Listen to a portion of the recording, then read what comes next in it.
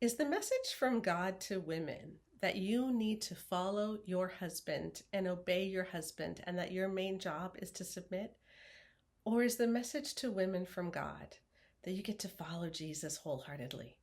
That's the question that we're going to be looking at today on the Bare Marriage Podcast. I'm Sheila Ray Gregoire from baremarriage.com, where we like to talk about healthy, evidence-based biblical advice for your sex life and your marriage. And one of the ways that we do that is by pointing out when so much advice given in evangelical circles has not been healthy, biblical, or evidence-based. And that's what we're doing today. We're going to take a look at Martha Peace's book, The Excellent Wife, which sells really well in fundamentalist circles and in biblical counseling circles, who often use it as a textbook. So that is coming up. Before we get there, I want to say thank you to the sponsor of this podcast, the Kingdom Girls Bible. Honestly, this is such a fun, amazing Bible. It's great for girls, let's say ages 8 to 15, with all kinds of amazing, colorful photos and of women in the Bible that we sometimes don't think about.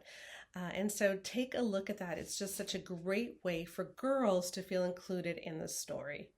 I also want to thank our patrons who just let us do everything that we do, but also behind the scenes, they give us so much encouragement and help us keep going. And they post stuff that I would never know about. So they're the ones who often bring things to my attention so that I can talk about them on social media. And it's just, it's my resource too. So you can join our Patreon for as little as $5 a month and get access to our exclusive Facebook group. Or if you just want to support what we're doing within the United States and get a tax receipt, you can give through the Good Fruit Faith Initiative of the Bosco Foundation. You can also give outside in other countries too. You just can't get a tax receipt. We're working on that for Canada. Sorry about that. But the links to those are in the podcast notes. And now, without further ado, let's bring on our guests and talk about The Excellent Wife. I have been so looking forward to this. This is awesome. I am joined by two amazing women as we look at this book. I have Marissa Burt, who together with her co-author Kelsey McGinnis is writing a book I am so excited about on parenting. What's the title of it again, Marissa? In the way they should go, In how the the Christian parenting empire shaped a generation of evangelicals, and where do we go from here? So it's kind of like GSR, like Great Sex Rescue, but for parenting. And I've been cheering Marissa on. I share a lot of her stuff. Like if you like what we say about that, go follow Marissa, because she's just doing amazing things. And then we have the awesome Tia Levings, who was on the podcast last week with her new book, A Well-Trained Wife. And Tia, we're recording this in July, and you just got it. So this is the first time you've held it. You hold it up again. Hold it up and again. The first time she's been on camera. So and I refer to her as a she. I'm not sure why, but I love her, and there she is. There is her book, A Well-Trained Wife. And Tia was was featured in the documentary Shiny Happy People, coming out of the Gothard cult, and has written some really important things, just calling us to awareness of what's going on in that world and how it isn't as fringe as we think. Right. Which I think is a really important message, which is what we want to get into today as we look at the book, The Excellent Wife by Martha Peace. Now, before I have a few opening things I want to say about it, but I want our audience to understand how bad this book is first. So before we get into like all the nitty gritty, just to set the stage, this book, the main point of it is you need to submit no matter what, even if it means you suffer in marriage, because suffering in marriage is good. And I want to read a quote, okay, where she says this: a submissive wife entrusts herself to God, knowing that in difficulty, God will give her the grace she needs to get through it at the very time she needs it. In the event it does not turn out well, the wife can have the comfort of knowing that she was pleasing to her Lord, and whatever suffering she undergoes will be for doing what is right. Yeah. How does that make you feel, Tia? I'm supposed to have language for that, but I'm flashback in time when my first thought was, well, every day is suffering, and I don't want to just get through my life. And also the strange parallel of feeling utterly validated that my life was hard and it was suffering, but then trying to do the math of, but it's supposed to be that way.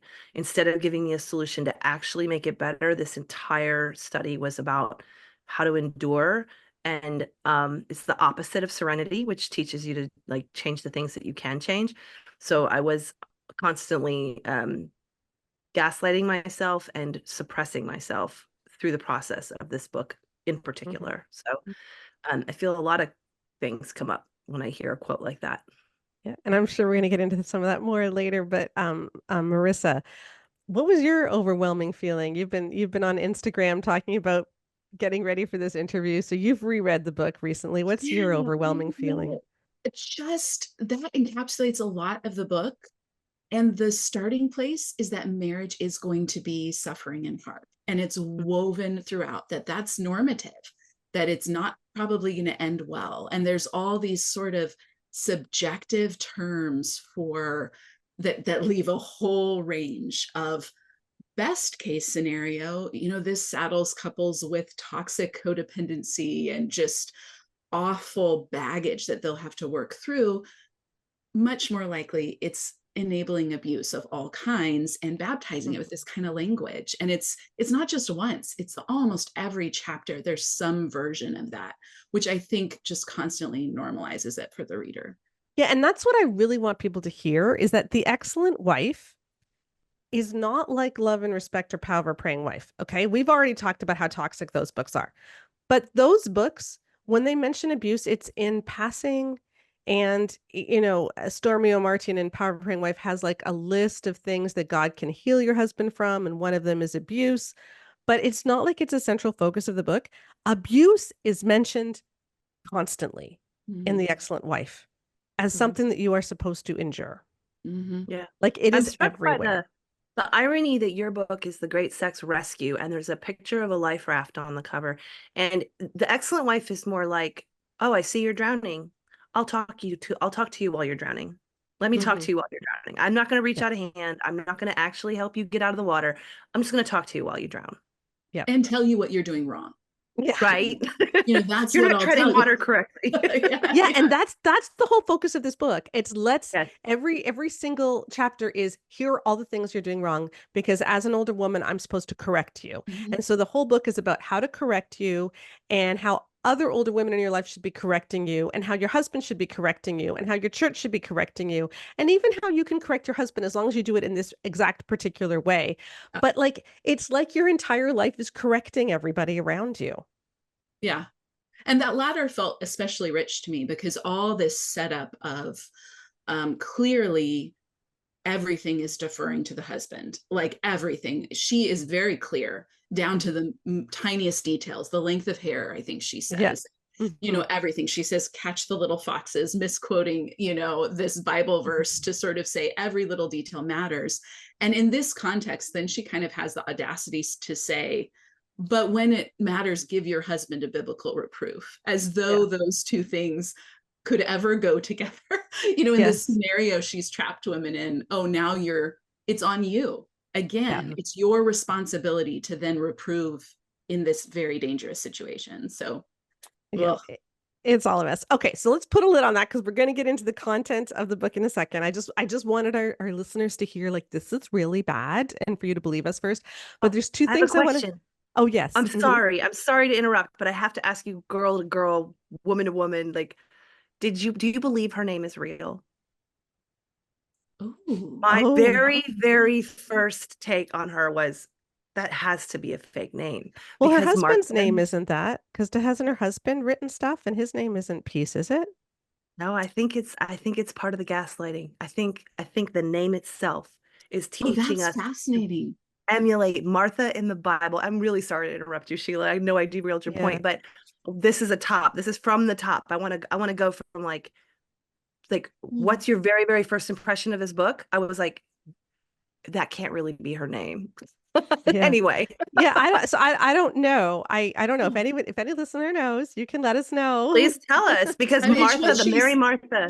It's what she speaks and teaches under. So if it is a pseudonym, it's what she's adopted as her public facing persona. As part of the manipulation is how I took it. You're gonna find peace, which of course there's no peace. Okay, Yeah. I am Yeah. sorry.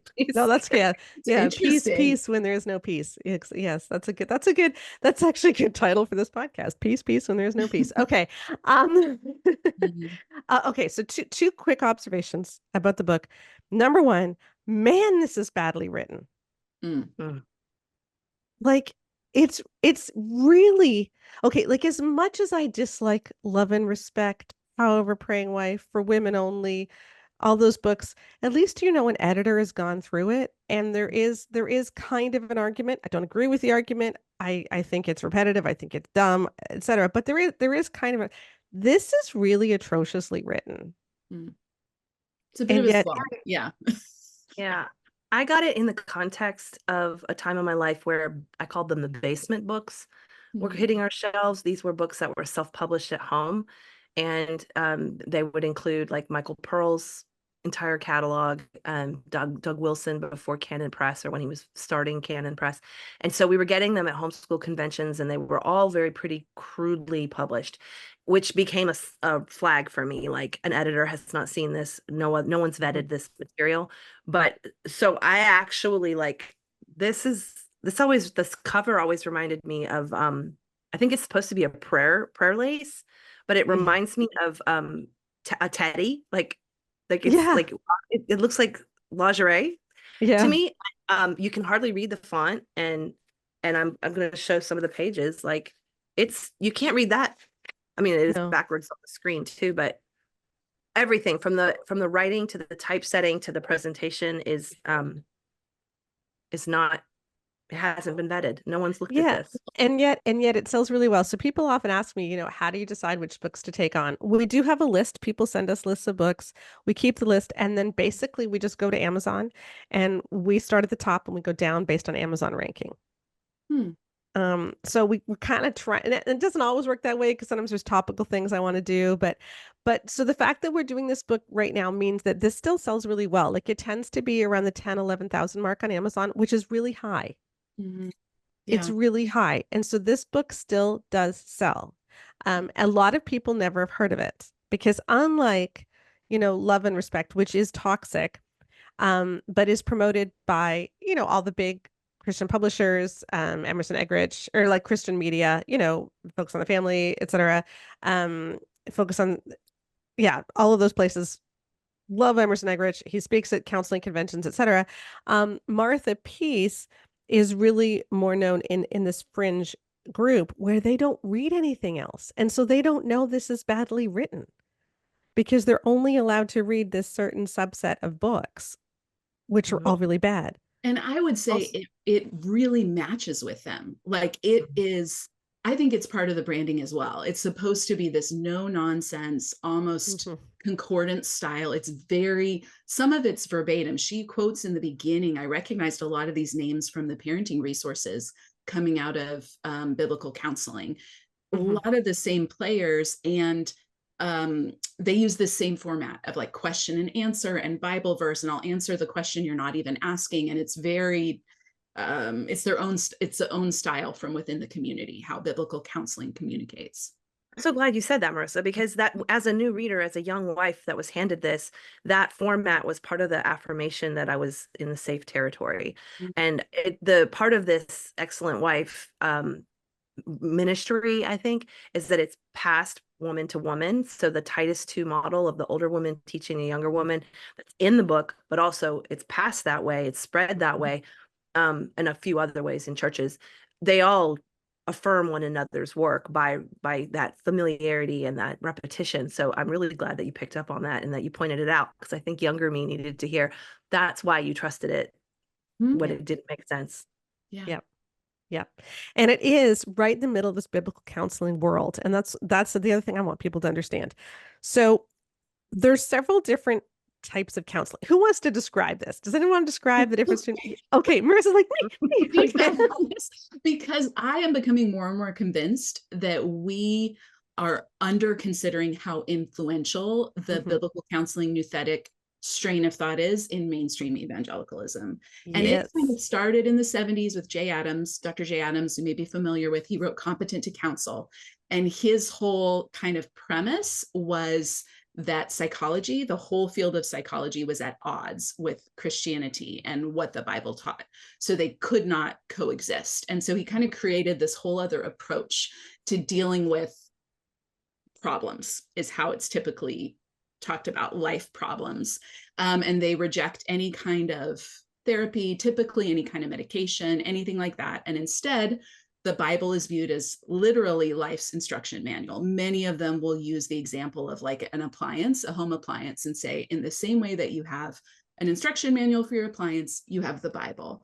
And the idea is that people are then trained under these principles to counsel others, which this is a great example of that. It's basically telling people what they're doing wrong and telling them to examine the sin in their life.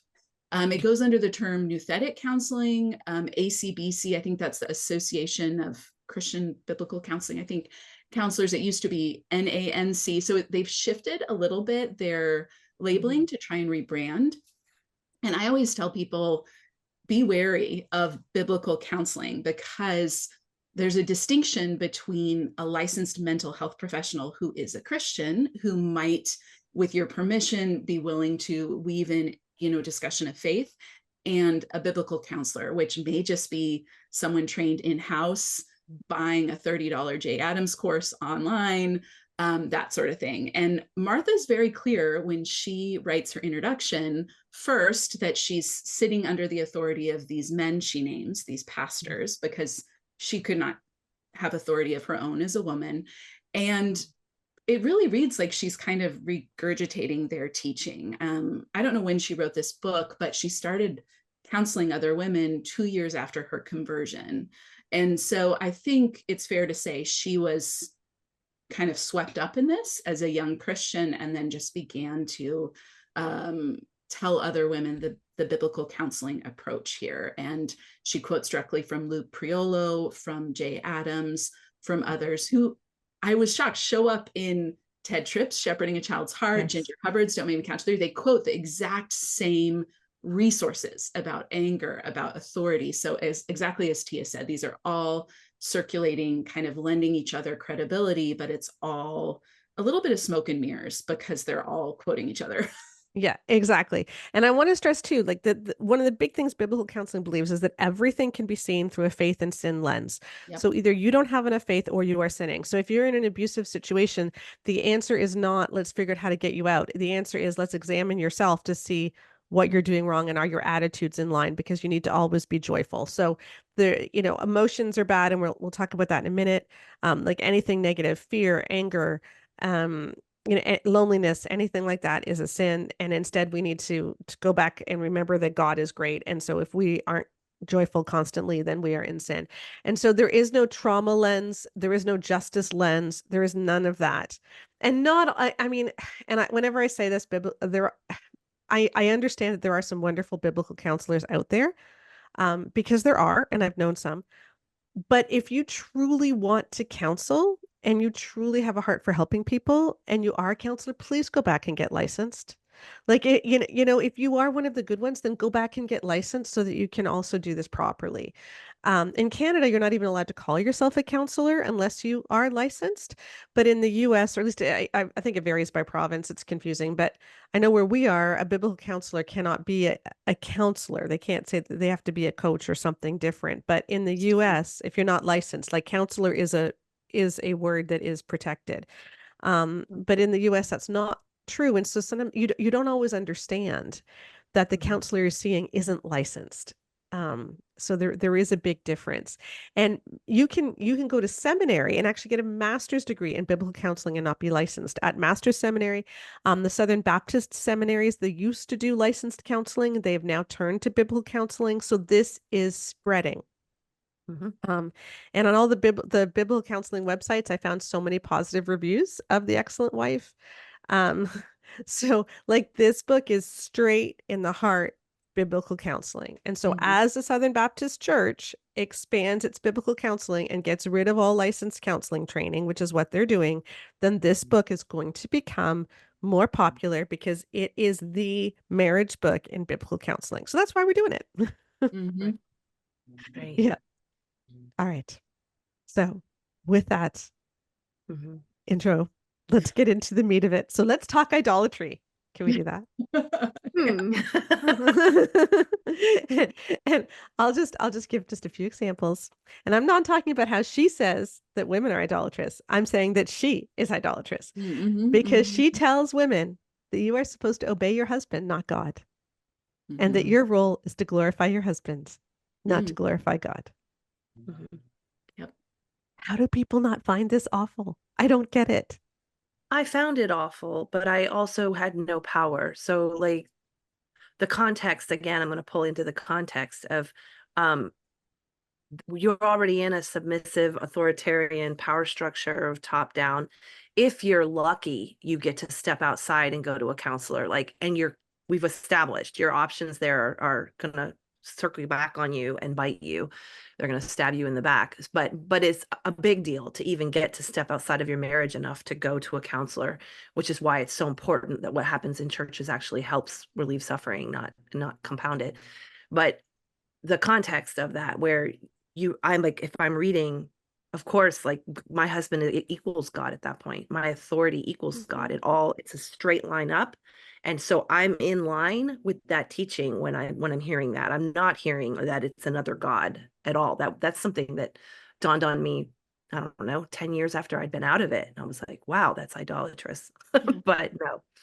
Well, and I was given this book as a 22-year-old wife in a mainstream non-denominational church, had not come from a background that normalized any of this. And I ate it up as a newlywed because I sincerely wanted to please the Lord. And I mention that because I've heard from many women who on their own did this. And oh boy, did it cause problems down the road.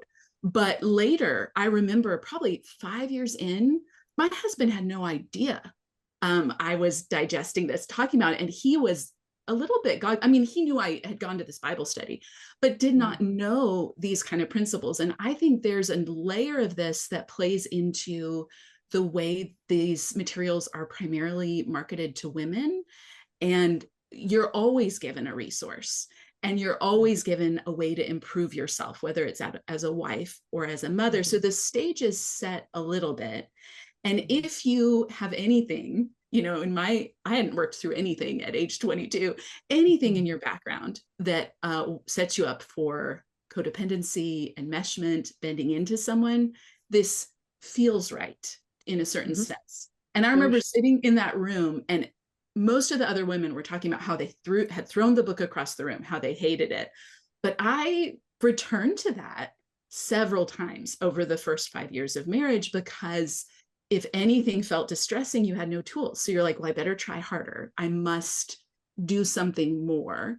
And the certainty is really appealing, I think. So I think it lands differently, but I've heard from, as I've been posting about it, I've heard from multiple other women very similar to my experience, where this was something they were kind of dutifully doing and unaware, kind of self-adopting different things. I don't know how better to say that. No, I relate to that, because this is under the umbrella of what we can do something with. Like, oh, I can listen to an older woman. I can take her advice. I can use this tool. And it's, there's this other aspect to this submission mindset that women have all this potential that's not getting used, and we have all this capability and resourcefulness.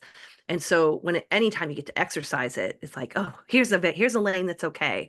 And so I'm going to be the best submissive wife possible. And I'm going to follow God, and I'm going to receive his blessing. And if my husband doesn't know all the ins and outs of it, it's okay, because I've gone to the Lord in prayer and done these things. And I'm going to be excellent. Yes, I'm going to be the excellent wife. And the treadmill of Christian excellence really supports this. Like, mediocrity is not an option. And she sets that up again and again with like the straw man, like this way is biblical, but you may not be a real Christian. Frankly, she talks about, if you don't fall into this, because she'll even say, like, if you're a real Christian, God will give you the grace you need. I mean, she says kind of like, if you're truly a Christian, in several places. And I thought that was interesting. So the idea of like, maybe I'm not a mature Christian if I have a problem with this. Real mature Christians would take this hard road and would would do more. So anyway, Wow, I think, it's a yeah, subtle shame, isn't it? That's a so much subtle. shame. And I I think so. I want think a lot of people were ensnared with it. Anyway, I want to pick up on something you said, Marissa, which is like you read this and you were sucked in. And let's talk about why people are sucked in by this. Because seriously, every single chapter in this book has the same message. You need to submit to your husband's authority and do what he says. Basically, like, I mean, I could write the book in 4 sentences, then that would pretty much be it. Like, yeah. So every single chapter is saying the same thing. You do what your husband says, and you're supposed to be happy about it, right? But I think the way that she gets women in is that probably half the book is Bible verses, you know, and maybe that's an exaggeration, but it's a lot. Like there's pages upon pages. Every time she makes a statement, she has like this list of Bible verses, which makes it sound like, well, you can't argue with her because this is the Bible. And that's when I looked at the reviews on a lot of the biblical counseling sites, that's what they kept saying is like, this book is so richly based in the Bible, like it's so grounded in scripture. And just because you use a Bible verse does not mean the book is biblical. Yeah. Or that it actually has the heart of Jesus. Thank you. Because, you know, to me, yeah, this book found every single verse you could possibly find about obedience and leaves out every verse I can think of that shows Jesus's compassion and care and God's heart for justice. Yeah. I'm parachuting in here to talk about what is a biblical woman. You know, so often in these books, they say they are giving the biblical advice towards womanhood, and yet they're ignoring actual biblical women. And so we have awesome merch that called Be a Biblical Woman, where we talk about all the different women in the Bible and what they did. They were not just obeying their husbands, they were obeying God, and they were serving. They were showing hospitality like Lydia. They were exhorting like Phoebe. They were serving like Martha, but protecting like Abigail. They were teaching like Priscilla. They were working hard like Tryphena. They were speaking truth like Huldah. They were seeking justice like Tamar. They were setting boundaries like Vashti. And so if you want an actually much bigger picture of what it means to be a biblical woman, and if you want to encourage your daughters, your sisters, your small group leaders, your women's ministry leaders, whatever, we have mugs, tote bags, canvas things for your wall. We have stickers. We have all kinds of things in our line. So do check that out. The link is in the podcast notes.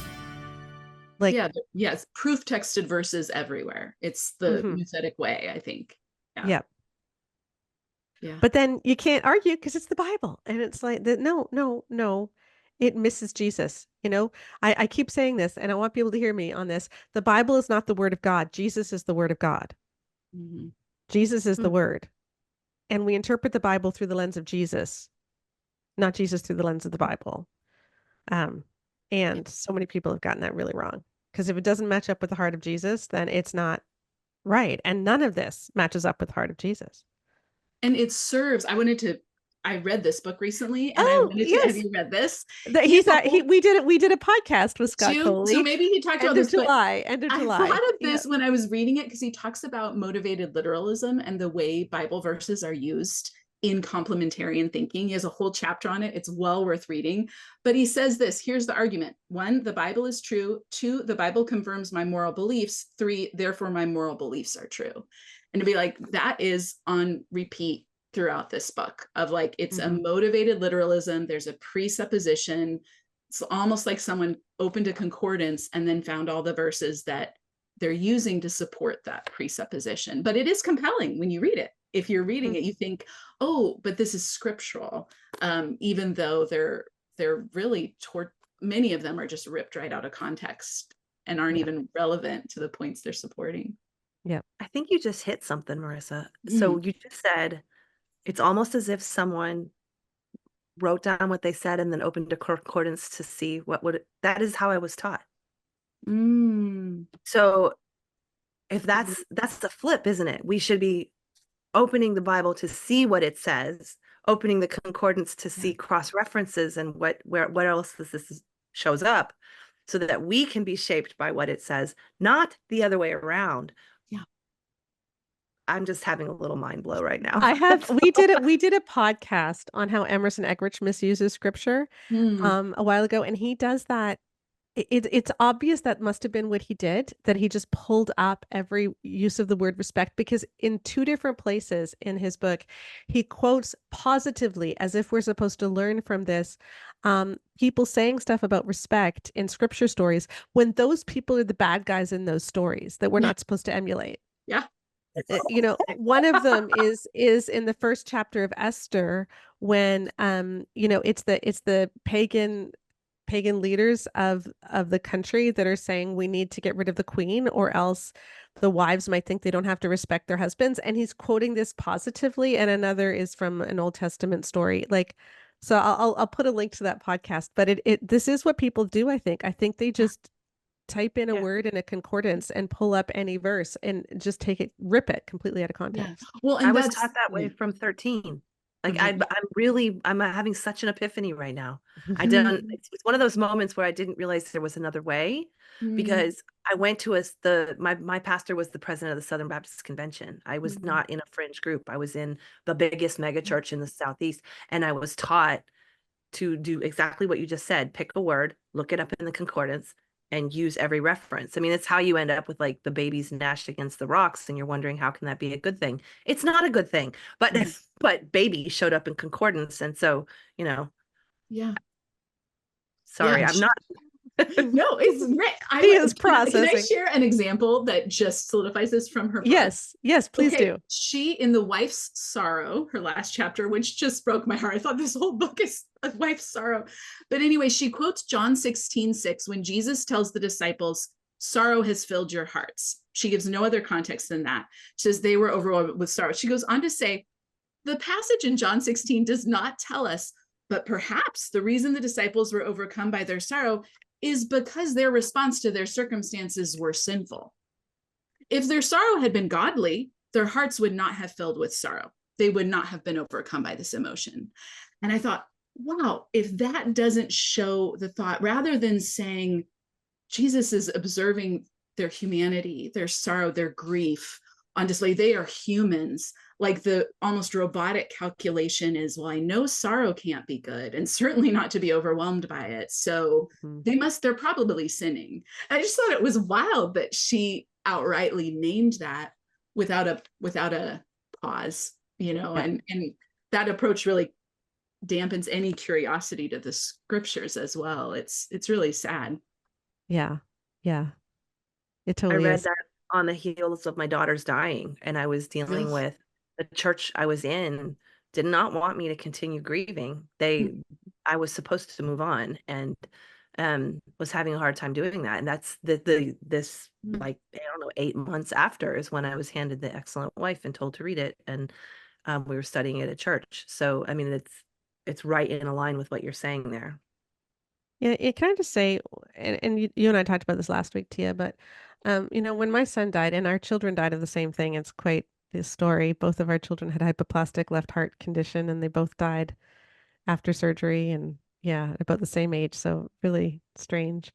But when my son died, my church assigned me several people that would just come and sit with me and talk with me for months afterwards. It was really beautiful. So, you know, if you're in a church that is telling you get over it because your child died, just know that there are churches that will assign people to just come and sit with you and bring you food and grieve with you. So, and that your sorrow is not sin. Yeah. Okay, well, you know what? Let's move on to that. I'm going to come back to the obey thing because I had some more to say. But since we're talking about feelings, feelings, let's do feelings, because feelings are a problem, people. Like, here, let me read you a quote. Okay. There are wives who have husbands with them, and yet they are alone. Perhaps their husband is withdrawn, aloof, or hardly ever home. He may be very self-absorbed and inwardly focused. The wife may be bitter and feeling very sorry for herself. Her self-pity may be fueled by an idolatrous desire for intimacy with her husband. So, ladies, if you're sad because your husband is withdrawn, aloof, hardly ever home, self-absorbed, inwardly focused. And of course, she also talks about husbands who hit their wives, husbands who are harming their wives, husbands who yell at their wives, husbands who are abusive. That's all part and parcel of the same thing too. remember that the problem is that you have an idolatrous desire. Yeah. It includes, I would say now, as older, wiser me, I would say that includes if your husband is stonewalling you, giving you the silent treatment, can't handle emotional intimacy or physical intimacy, and so he's just neglecting you. Yeah. There are a lot of things under that hat, and yeah, I mean, my heart breaks at this. Like, it's humanity. If you have any human longing, Yeah. you're sinning. Yeah. Mhm. Yeah, this book is filled with charts. There's a lot of charts. And like on the left side, it's like all the sinful stuff. And then on the right side, it's what you're supposed to have instead, along with Bible verses. And the stuff that she says is sinful is just so interesting. So here's just a couple. Wanting to be treated fairly. Okay, that's a sinful, idolatrous desire. Wanting to have your needs met. That's a sinful, idolatrous desire. Not wanting to have your feelings hurt is a sinful, idolatrous desire. Like, um, she tells the story of a woman named Karen whose abusive, distant husband, she feels like he uses her for sex and he never talks to her. And this forms the basis of one of the chapters. And Martha Peace at the end of that chapter pronounces that Karen has an idolatrous heart for wanting kindness. It's horrible. Yeah. It's just horrible. And yeah, it's robotic. It's any self at all is selfish, is sinful. Like your humanity is sinful. And yeah, it's so destructive. Mm-hmm. So you're going to this book, and Tia, you did. You went to this book to try to fix your marriage. You are feeling lonely. You do want your needs met. You are feeling like you just want to be treated fairly, or even just treated a little bit better than you are. And because maybe fairly is too much to ask for, but Right. but just a little bit better. And you're told that your feelings are sinful. Yeah, at this point in my story, it was a literal tug of war inside of me because I had grown up hearing God was love, and that my parents have an excellent marriage, and so I wanted that companionship and teammate aspect to it.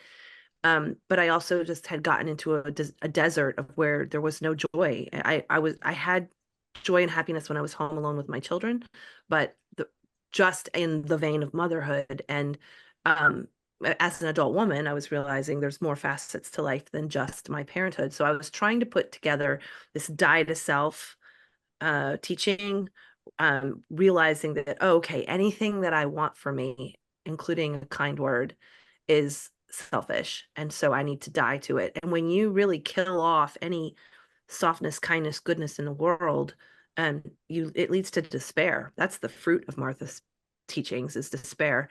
And she has an answer for that too. What happens if you want to kill someone or if you're feeling despair? Which seems to be a common enough problem. She had to put it in her pages, which I wrote about in my book. Mhm. But I had to, it's written as an exercise model. And I had to go through her charts and exercises in order to attempt to comply. Um, I would have been corrected and held accountable for my lack of submission at this point in my marriage. So I was doing everything I could to be pleasing. It's just And heartbreaking. yeah, and she repeatedly tells women to do that, right? Like, go ask your husband what you're doing wrong and Mhm. kind of get a performance review from him. And there's self-review where you can review of kind of consider if you're being respectful enough. But I can't even imagine in an abusive context, go ask your husband what you're doing wrong. I mean, it's incredibly dangerous advice. I think if I had anything to say about The Excellent Wife, it's that right there. It's that exception of if you're in an abusive context. I think people who defend the book tend to think that that's an anomaly, Mm. but the entire book is written to that preposition. Yes. You are in an abusive situation, so here's how you can cope with it. So that it's actually a flip of itself. That's the norm, not the Mhm. exception. Yeah. Yeah, exactly. And again, this is so different because the other books, while I criticize, like the books that I've criticized before for ignoring abusive situations, or like she doesn't. She's talking about abusive situations while she's giving all of this advice. Yeah. Mhm. And as you mentioned, it's normative enough that twice she talks about, I think twice in her charts, she has if the wife is wishing she could kill her husband, if the wife is wishing she could kill herself, like if she feels like she can't go on, like, yeah, the normalizing of that alongside with like, you know, like other things that you might find in other marriage books of like, you know, we're arguing, Good for him. you know, she close pops that in and you're like, Yeah. oh, that the discordant note there of, Yeah. wow. Are you hearing about this from a lot of your counselees, Martha? This made me wonder. Yeah. Right. I mean, yeah, wanting to kill your husband, that's not normal. Yeah.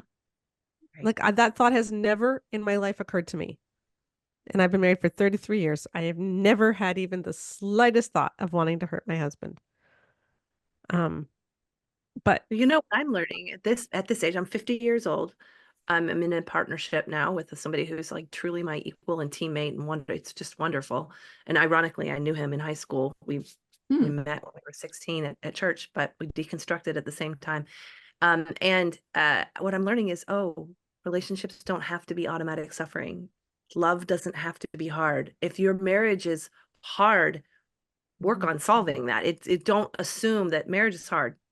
Because we hear that all the time. Marriage is hard. Like it's just something you're supposed to accept. And no, not necessarily. If your chemistry is there and you know how to problem solve and everyone's working on their psychological health, there are ways to improve that where it's not hard. It's maybe a challenge sometimes to cohabitate or cooperate, but it doesn't have to be the automatic ticket to suffering that I think I expected it to be. But what does it say about this community, this niche of faith, this bubble, I don't know what we want to call it, where the biggest marriage book is written assuming that your life is terrible? What it says is we have to back it up several points. So I think what this book is fruit. When they say examine the fruit, I think a book like this is called for because several steps ago, they recommend you marry someone you barely know. They prioritized your virginity and your purity over any compatibility, and they didn't teach you what to look for in a healthy partner. They didn't give you any problem-solving skills. They didn't give you any psychological health resources. They didn't give you any sex education. And so by the time you get here, all of that, you're bearing the fruit of that. And now you're like, okay, I got these apples. What am I supposed to do with them? And then Martha's going to give you some answers for your worms, but it's not Which is you need to love the worms. You need to realize that not enjoying the worms is a sin. Yep. And you need to do more. I think it's exactly right what you said, that when there's no skills as well, like there's either a moment of reckoning where the whole house of cards falls down because this isn't sustainable. Like her advice is for the wife to do everything for the husband more and more and more, which it will never work out. And so I think it either leads to deconstruction, it has to, or you have to knuckle in and do more, come at it from a different angle. And I think it's soul crushing because the philosophy is flawed. And this shows up in the parenting stuff too. It's all hierarchy and obedience and blind, instant, unquestioning obedience to your own hurt again and again. And it's a theological framework underpins this, I think an erroneous theological framework, but all of it kind of is wrapped up together. And I think if you remove any of the cards, the whole house comes down. And they have an answer for that too. They have an answer for everything. If that happens and someone leaves, well, the problem was them. Maybe they weren't really a Christian to begin with, or maybe they were lured by the idols of the world and worldliness or whatever. There's always an answer. And I do think that certainty is very appealing to a lot of people and maybe keeps people in it. I always find it really curious to wonder about the leaders, like someone like Martha, who is freely dispensing this advice. I don't know, like, is it just proximity to power? Like, how does that work out where you feel so, I don't know her feelings, but the writing voice comes so almost smug certainty. And Debbie Pearl does that too. You know, Debbie Pearl calls calls her readers names, like dumb clucks and things like that. Like, and there is a lot of that. Their own situation, you know, like they're ferocious, they're married to ferocious men and they have to do it. You know, it gives them, it may proximity to power somewhat, but that well, I have to do something to get by in here. So I'll help other women. This is what I'm learning to do. This is using my gifts for God. So I'm going to help other women Yeah. also deal with their situations. And they don't know anything different. So they don't know that, oh, maybe it's not like this for everyone else. It's part of that echo chamber. And, Mhm. and like you said, it sets the stage for what comes next. Because if you fail, you're going to be shunned. And the streamline is there for us. They realize they will lose everything if they don't. And I think, in the case of Debbie Pearl and Martha Peace and I would say Wilson's wife, Nancy, like these are women who are probably pretty capable and smart women, but they're going to use what they have to support this Mhm. man model for their own survival. Like I always hear that of like, oh, what would happen Mhm. if you really admitted, like Debbie Pearl had a very violent rape situation on her wedding night. He made her walk across oyster shells in Mhm. her bare feet.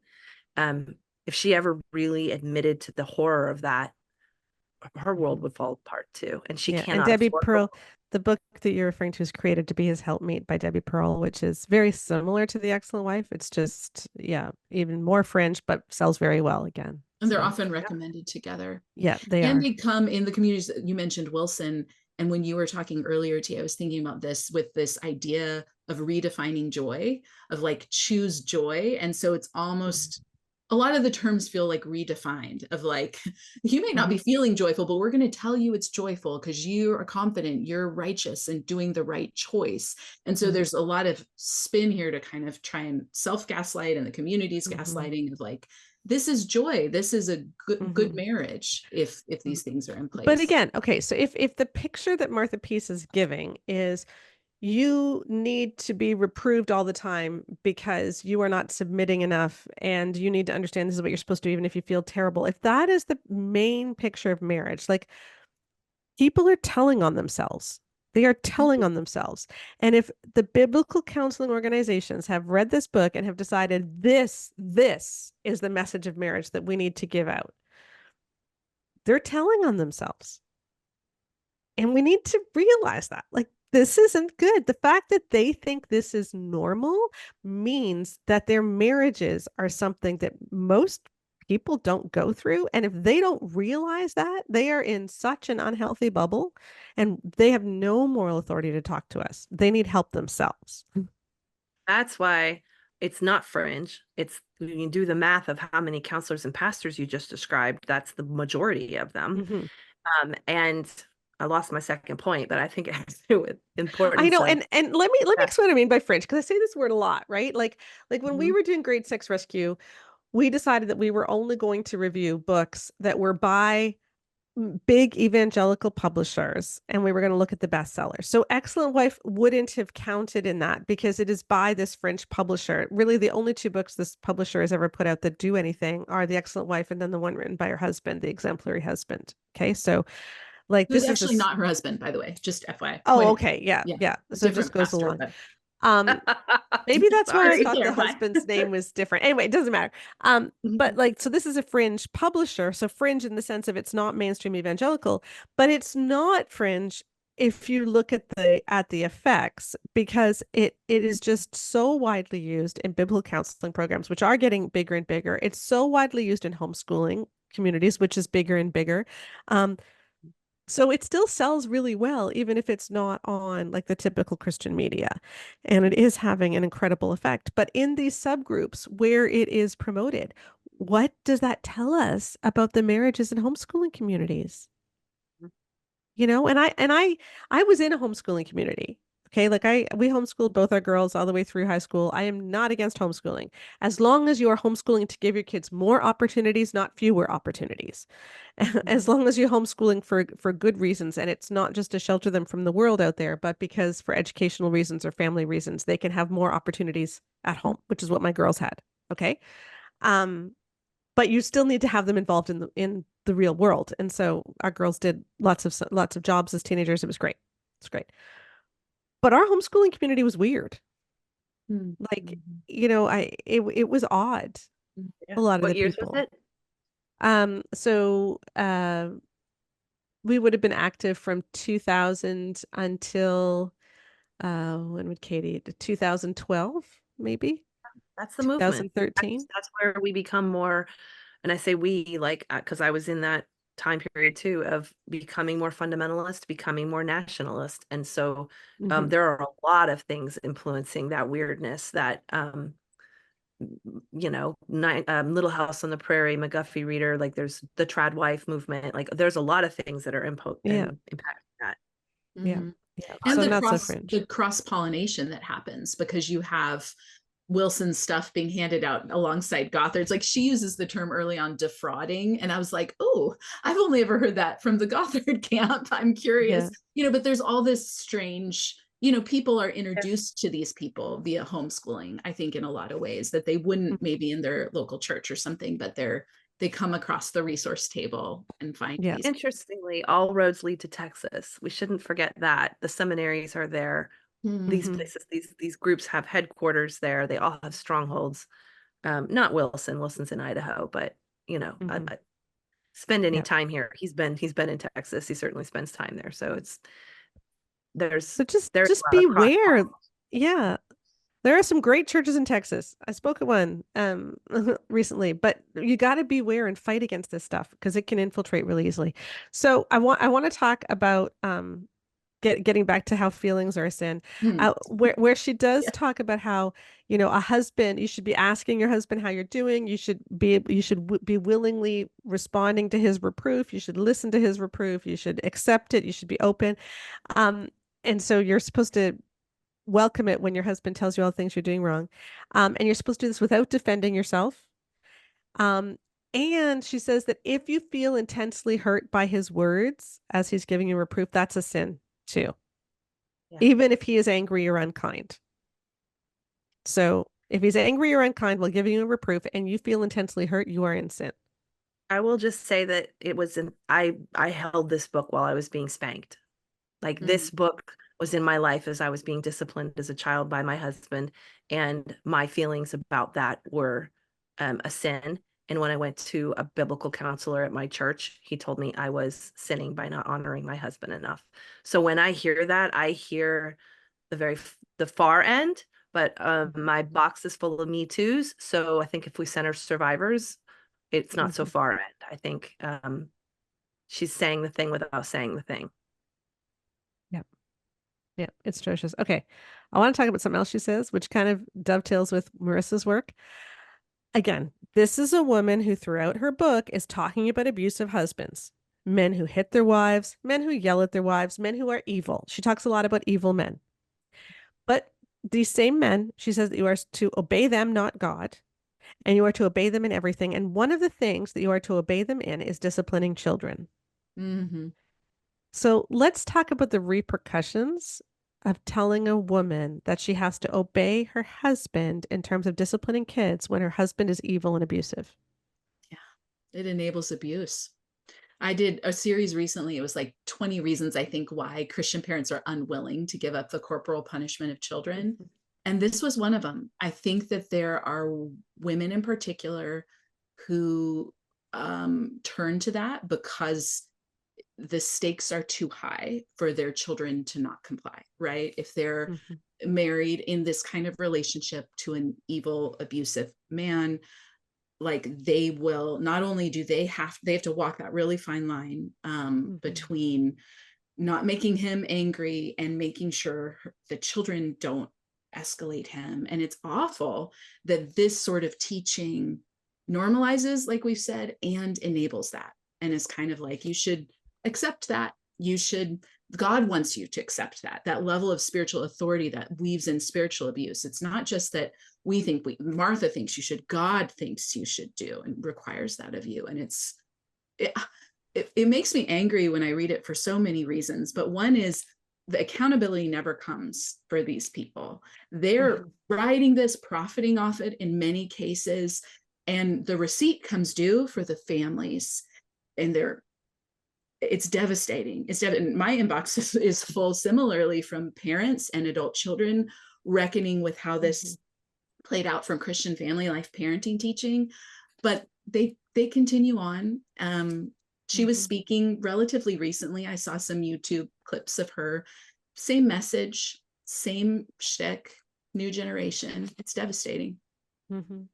Yeah, she was recently on just in right now. She's part of the thesis committee at Masters University where where students get to present their theses, and she's part of that too at John MacArthur's church. So she's still there. She's still doing all this stuff. Yeah. Yeah. That's why No I think accountability. survivors speaking out is the only recourse we really have. She can preach those ideals, and those ideals are so attractive to people needing a formula, and they need a structure. They need an answer to the chaos that they feel and the fear in their relationships. And if that's the only voice that they hear, which is why this book keeps spreading, because it is the only voice that will help women stay in the abuse that's part of the system, that, like, it's the go-to resource for a reason, because it's a giant enabler. Without a counter voice of, hey, this is the fruit of that Mm-hmm. from survivors, there is nothing for someone else to choose between while they still have the ability to choose. Yep. Yeah. From survivors, and I think from the Christian community, because I think our voices as Christians need to be loudest here, and not overriding survivors. I don't mean that, but loudest in rejecting this, because I think there's a tendency to be like, well, this isn't really Christian or something. It's easy to not all Christian this, but that's not true. This is coming in Christian churches from Christian voices using Christian rhetoric. And I do think, I appreciate, Sheila, that you said, there are churches that don't operate this way, but I think we need to really be vocal and saying, no, this is not okay. This is not good. We reckon with the harm, and to whatever degree makes sense, take accountability for the way Christian communities more broadly have enabled this. Yes. Because pastors, please, in our survey for Great Sex Rescue, 20,000 women, we found that when we looked at the most harmful teachings and we asked women where they heard them, the majority of them heard them from other Christian media, so like Focus on the Family, etc., or from Bible studies or from books. They didn't hear them from the pulpit. So it isn't necessarily that the pastor is preaching this stuff. It's that the women in your congregation and the men in your congregation are going to the homeschooling conventions. They're going to listening to Focus on the Family. Like, that's where they're hearing this stuff. Yeah. And so if you're not preaching against it, then they have no way of knowing that what these people are saying is different from what you believe. Because I was naive. I figured, I love Jesus, they love Jesus, we're all saying the same thing. No, we're not. Yeah. No, we are not. Yeah. Oh, and vetting, like, I was in mainstream non-denominational church. This was the new marrieds Bible study. They had a couple, and this was the book that they gave us all. And I have no idea. I was only at that church for a year, but I have no idea if that was part of, if the pastors had ever vetted that or anything, So there is a way that I think we as a community can say, invite people to a different way, to invite people to a different way. Yeah. And remember that survivors matter. Like, it doesn't matter if it was one person who was harmed by this book or, thousands. And I'm pretty sure it's in the upper tens of thousands, at least, that have been harmed by this book easily. Easily. And you think about the generational trauma that is having, that is the fruit of this book. So let me give you some more examples. Okay. Just let you know how bad this is.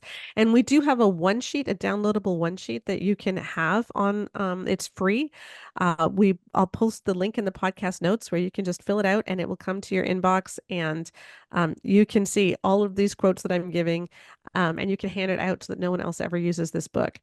But she tells women, and she gives this list. So I'm quoting, okay, who are facing immorality, physical or verbal abuse, irresponsibility, threats of leaving, use of alcohol or drugs, that the way that they respond to their husband should be by suffering, that it's okay, that this is all good, that it's good to suffer personal embarrassment, that you should still think praiseworthy thoughts, that you should not review his thoughts over in your mind, that you should be speaking in a gentle and respectful way.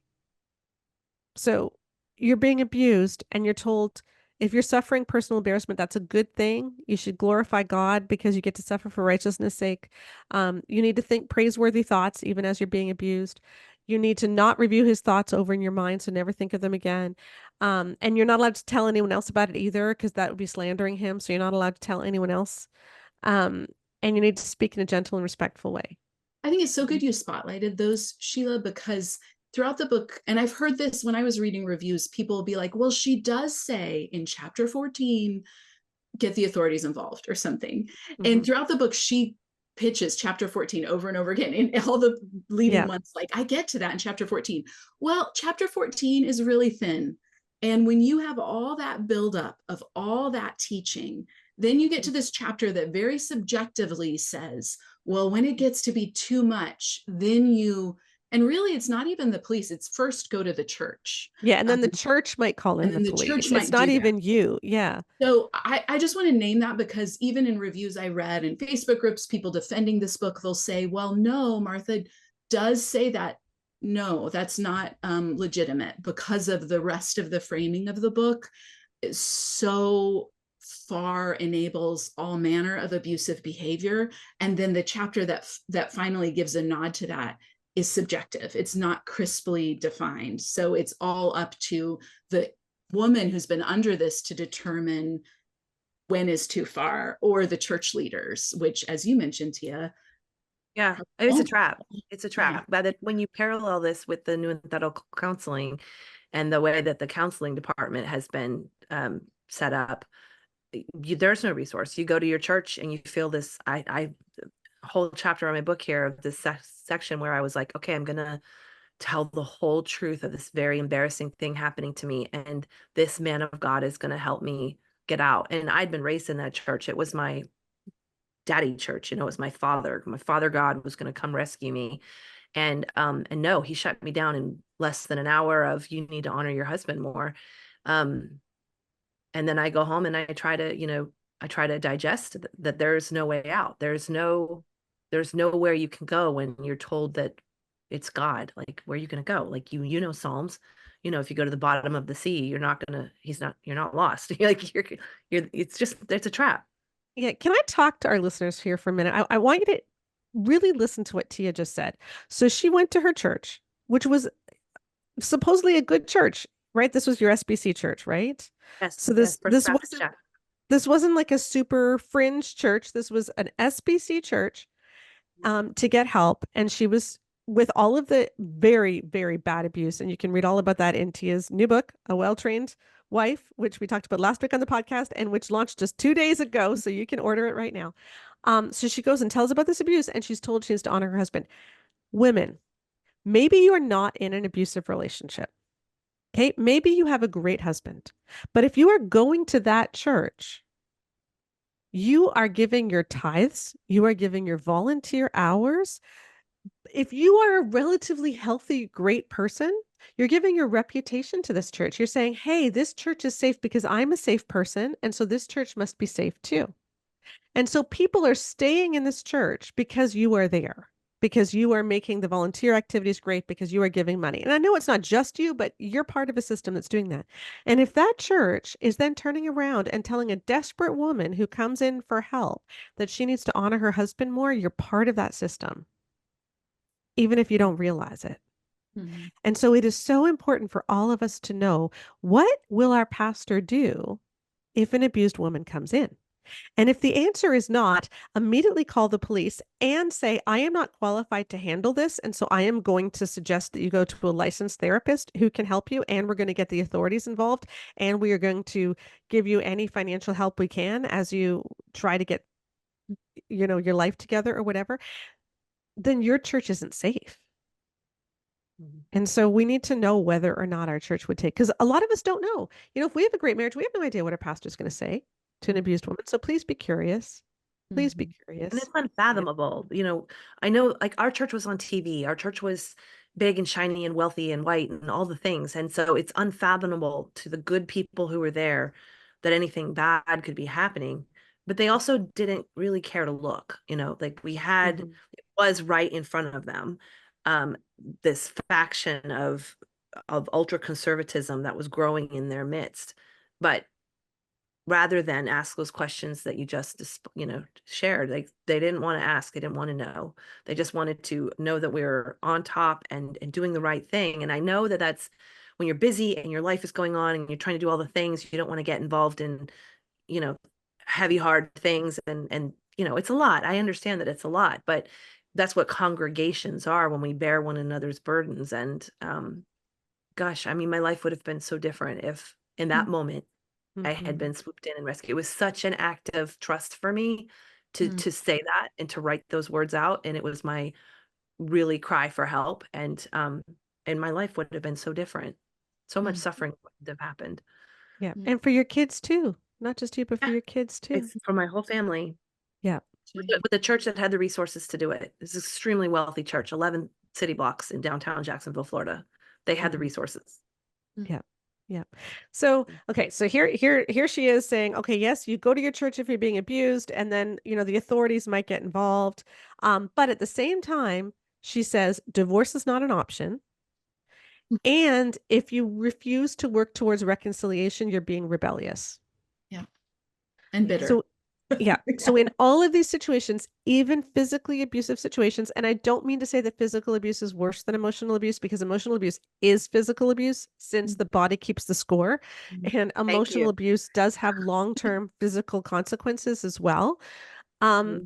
But like even in these cases, she is saying you must work towards reconciliation. And the only hope she gives, it's really odd. Like there's this one place where she says, and perhaps if things are bad enough, God may actually take your husband out of this world. Like that God may actually kill your husband. So the only hope she really gives is maybe God's going to kill your husband. Yeah. And there's two things. I wanted to ask you a question, but when you said that, Sheila, I wanted to ask you a question about the intimacy chapter. But when you said that, I wanted to say she also gives all these little false glimmers like that of like false promises. Like if you do it this way, your husband's more likely to listen to you or might be more likely to repent. Totally unsubstantiated, but they're sprinkled throughout these little like false hopes to keep people hopeful in the midst of despair. I wanted to ask you, because you mentioned physical and emotional abuse, but sexual abuse as well. Her whole chapter on intimacy, I thought of your work, which is so valuable, so important, because it read like probably the script in so many of these books. But as I was reading that chapter, which as for those listening, as you can imagine, is basically a woman can't say no and needs to intentionally figure out how to be ahead of the game with providing sex for her husband. I noticed the word should over and over and again. And I did a search. It's all throughout the book. Should shows up like 170 times, like what you should do. And a quarter of those are in the chapter on intimacy. Interesting. And I wanted to hear your thoughts on that chapter. Yeah. You know what? Okay, this is going to sound weird. I read this book after reading another book on marriage, and I actually found her sex take not as bad as some of the others, which is saying a lot, because she actually does mention that women can feel pleasure. Okay. So she actually mentions that, which is like, oh, okay, well, good for her, because a lot of them don't even say that. All right. But it's still a totally abysmal take. There's this one point I was laughing at this. You have to laugh or you'd cry, right? But she's talking about how you need to make time to have sex with your husband, and you need to prioritize that time. And she gives the example of like, if you're on the phone with a friend, tell her you'll call her back. So I just get this. So you're on the phone talking with a friend and your husband's like, I need sex right now. And you're supposed to hang up and get like, what kind of a marriage is that? Like that's, and yeah. And it's like, and then there is this one point where she says, here, I'm going to get the direct quote. She says, even if his touch makes you feel nauseated. So even if his touch is nauseating, you need to focus on joyfully pleasing him. So again, I'm going to come back to context, because context. Okay. So, if you're nauseated because your husband's touching you, that's a body signal that something is wrong and you've been violated. Yes. And when you said, what kind of marriage is that? That's the question we need to be asking. Like, she takes it for granted that you are going to be hounded. Well, I think back to my younger self. I got this book again right after I was told to wear a denim jumper with no panties underneath it so that my husband could have access whenever he wanted. And I was trying to think, my husband wasn't that kind of guy. He didn't care for access, but I was trying to figure out, like, well, are all the women at the homeschooling convention not wearing underwear then? Like, and how is that modest? Like, I was trying to do this math, but like that question of what kind of marriage is that you would say, you would even say that kind of advice, that you'd be on the phone with a friend and expected to stop what you're doing in order to do that. Like, that's what's normal. Okay. if that's what they're calling normal, then run, run, run, run, run. Like, yeah. Mm-hmm. It really Well, begs the and point. all the flags, like you said, the bodily response are overridden from the get-go in this book. And in Right. that Yes. sense, it's sort of like a book grooming, because she sets up that objectivity and rationality is the biblical way, and feelings are the sinful way. And so when all these things that are, a lot of them are red flags, show up in the put off category of what you need to, the sin you need to put off. I was reading a lot, so many of them are like, yeah, a flag of why is maybe a woman feeling lonely or detached from their Or husband, scared, or non-dating, scared. or scared, or any of these things. Like, these are God-given response signals in your body and your emotions and your mind that it's not well, you're not safe. But again, it's the elevation of, again, like you mentioned, Sheila, her own, Martha's idolatrous approach, the elevation of this ideal of husband as Lord, essentially, and the ideal of a submissive wife trumps all. And it's so insidious, because it's such a trap in that sense as well. Anything that could be an invitation to get curious, or to be like, what's going on, or to find a way out, is preemptively dampened. Like, it's probably sin.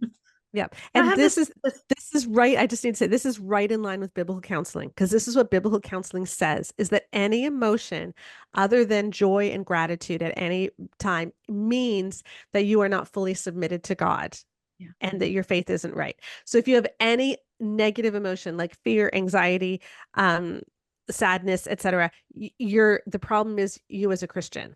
And we need to fix it, as opposed to saying maybe our emotions are God-given, because God experiences all of the emotions too, and he shows all of the emotions throughout scripture. Maybe your emotions are God-given, and they're there to tell you what is happening in your life, and that, hey, I'm supposed to pay attention to something. You the know? wise. Yeah.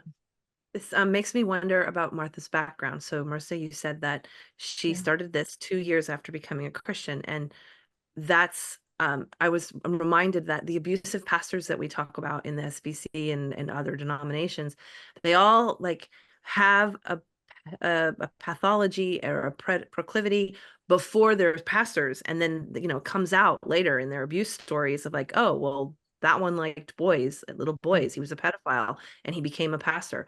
So it makes me wonder, like, who was she before this? What solution did she find in this kind of pat answer structure? What is her marriage like? We're not asking enough questions, I think, about, Well, and like, she as talks, people, who she is. well, and she talks about it a little bit, which I thought is really curious. Two things, and I did listen to a little clip of her giving her testimony. She talks about a little bit in the first chapter, but it jumped out at me because the language, and this shows up in Ginger Hubbard's book and others, is so hard toward herself. She describes herself as being spoiled her whole life, as being an only child who was never, these are her words, who was never disciplined and allowed to do whatever she wanted in these different arenas, and it never satisfied. And she, in her words, pursued worldly things, was considering an affair, like all these sorts of things before she had debilitating panic. She started getting panic attacks and had kind of a conversion moment. And for her, that regained peace. And who knows what more to the story is there, but it always jumps out at me now. And when the harsh self-critical language, like the inner voice comes out, like toward herself or toward the Bible characters. This shows up in Ginger Hubbard's book, Don't Maybe Count to Three. She talks about Martha in the Bible as whining at Jesus and trying to manipulate him. Martha Peace does this as well. And so it's almost like the lens is very deeply self-critical that comes out, and then becomes their voice to mentor others as well. So I don't know. She doesn't give a lot of details about her personal background. It's a good question, because I think I'm suddenly very curious. there are reasons people choose it, right? There are reasons. Right. And I do think it's really appealing to new converts, honestly, like these sort of teachings are, because they're, for sure, it's the solution. It's the formula. It's a solution. It's like, here's the rules for your happy life. Mhm. But like right back to like my initial skepticism, my first gut reaction when I saw this book was, is this even really her name? And if I go back in time to young Tia, who was like, well, find out if that's her real name. Like, what is her background? Why would she be so self-loathing? Why is someone with so much self-loathing so confident to teach this formulaic approach, and hold it up against other abusive teachers? And yeah, Yeah. I know what my next project's going to be. Okay, I have two more points I want to make. The first one is this is Tia's favorite point. She talks about this a lot. Let's talk fundy baby voice. Okay.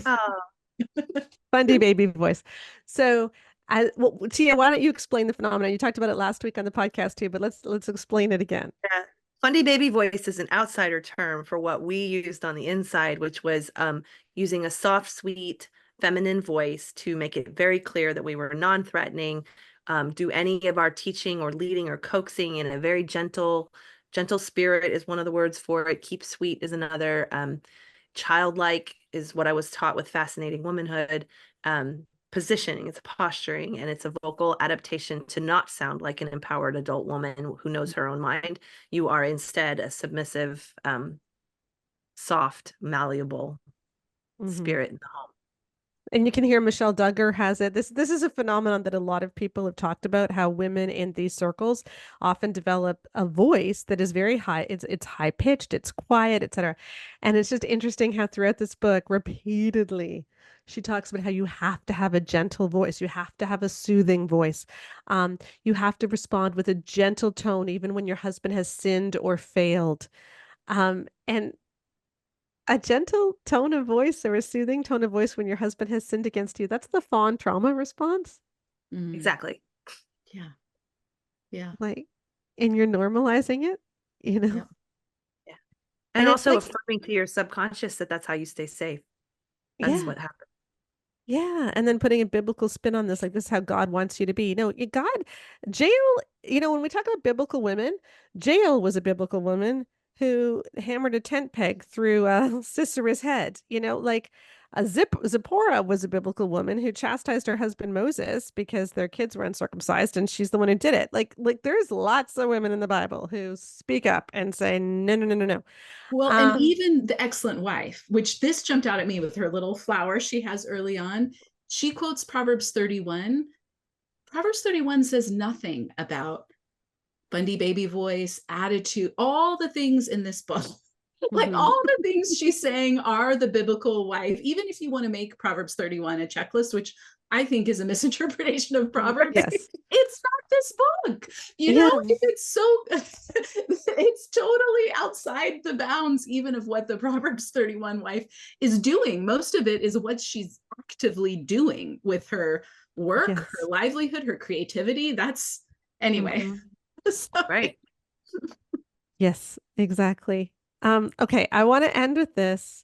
As we're wrapping up, I want to end with these thoughts. Okay, so this is other stuff that she declares as a sin, because seriously, this whole book is just declaring everything that you could possibly do that's healthy a sin. Okay, so or any self-protective things as a sin.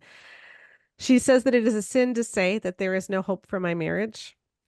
It's a sin to believe that this is more than I can take and I'm feeling overwhelmed. It's a sin to be self-protective. All of these things are sins, and she gives no caveats for abuse or for chronic infidelity. And instead, she tells women you have to battle for your husband no matter how long it takes, even if it's years. And yet, this is the book that is the biblical counseling marriage book. This is it. And so, please, listeners, ask yourselves, what does that say about the biblical counseling model? And what are we going to do about it? So Tia, you lived this. What do you want people to hear? I mean, what I took from that was that the institution of marriage was more important than my humanity, that staying in line was more important than my humanity, that nothing mattered to them more. And so today I speak about anti-fundamentalism, which is always you are putting a person over an idea, no matter what. Like that, humanity is more important than any institution, than any idea that needs to kill people in order to survive is not worth that loyalty. And so my life now is devoted towards, okay, who is this prioritizing? What benefits from this? I think pastors turn to this. I think teachers turn to this as the go-to because it keeps women in line and it keeps women married at all costs. And I'm not willing for women's lives to be the cost that gets paid so that we can have the marriage statistic that they want that proves their system works. Just not going to live in service to that anymore. And my favorite thing, I think, from this conversation was your point about Jesus and what Jesus teaches, and that we read the Bible through Jesus's life, not the other way around. I think that's an excellent criteria because Jesus was human and had feelings and emotions and taught love and valued our humanity over the institutions that he came to break. So, yeah, I think like ask yourself who's being served by any book you hold in your hand, who's being served by this. Yeah, thank you. Marissa, any final thoughts after you've read this? Well, just dovetailing on that, I think it's telling that it'd be interesting to do a search on Jesus in this book, because in Nouthetic biblical counseling, he doesn't show up a lot in those materials. It's doctrine, it's heavy doctrine, and it's people speaking for God. And yeah, Jesus gave women dignity. He saw the individuals in front of him. He invited people to love others. It is not complicated. I think in that sense, every book that has these charts and these lists, it's just an exhausting way. You can almost feel it when you read it. And for the Christians who, I want to speak to the Christians who want to say, this is so biblical. And I want to quote from Galatians and say, who has bewitched you that you have so quickly turned from the freedom of the gospel of grace? Because Martha, when she talks about grace in this book, what it is if you've done it right and it's worked for you, you can say that's God's grace. If you've tried hard enough and it's worked. And that's not the free gift of grace. You know, Jesus says it's an easy yoke. It's like, come to me, you who are weary. And so I think the treadmill, the spiritual treadmill, this book and all the books that come from Nouthetic teaching offers is not in alignment with the gospel of grace that comes through Jesus Christ. Mm-hmm. Thank you. And again, Nouthetic, the Nouthetic counseling is just another word for biblical counseling. And biblical counseling is a misnomer because it's not like they're actually from Jesus. They've just used that word. They've appropriated that word to make them sound good when really what they're doing is just legalism and fundamentalism. Yeah. And it's not emotionally healthy at all.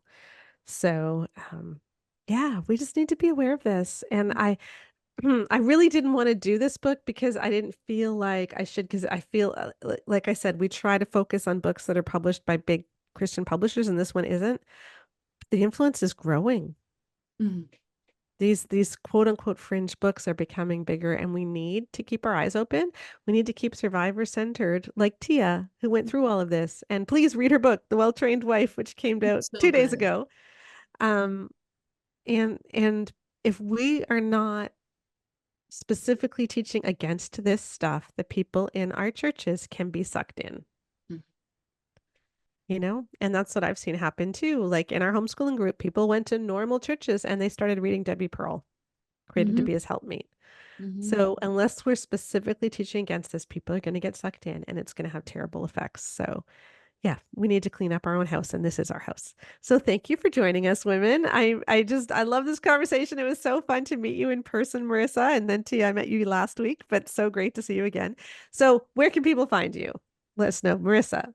Oh, yes, I am across most social media platforms at Burt Writes, and I'd love to connect with you there. And your Instagram, you're awesome. She does these, and Twitter, both of them, or X, whatever it's called. Who cares? Yeah.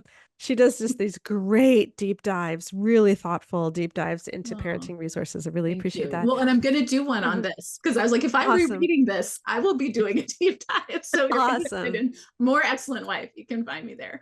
Awesome. And then Tia does major deep dives into fundamentalism. I love it. So Tia, where can people find you? Yeah, I'm Tia Levings, writer at everything, and tialevings.com is my website.